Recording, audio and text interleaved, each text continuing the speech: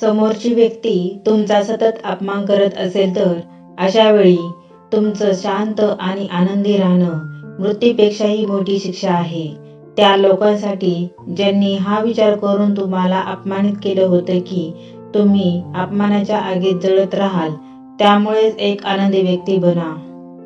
तुमचं यश म्हणजेच त्या लोकांची हार आहे. त्यामुळे तुम्ही तुमच्या प्रगतीकडे लक्ष द्या. तुमची ऊर्जा, एनर्जी, तुमचा वेळ त्यांना कधीच देऊ नका. आणि त्यांच्याबद्दल बोलणंच काय, त्यांचं नाव सुद्धा तुमच्या तोंडामध्ये घेऊ नका. यासारखा मोठा बदला कोणताच नसेल. चुकू नका. तुमचं न चुकणंच त्यांचं मनोधैर्य प्रत्येक वेळेस तोडेल हे लक्षात ठेवा. त्यामुळे नेहमी सत्याच्या बाजूने उभे राहा. कोणी अपमान करत असेल तर त्याच्या डोळ्यामध्ये पहा आणि काहीच बोलू नका. तुमच्या शांत राहण्यालाच तुमचं हत्यार बनवा. म्हणजे तो ह्या भ्रमात अडकून राहील की तुम्ही विचार काय करत आहात.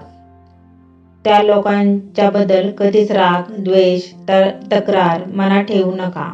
कारण त्या लोकांना हेच तर हवं असतं की तुम्ही स्वतःला त्रास करून घ्यावा, तुम्ही आतमध्ये जळत राहावं.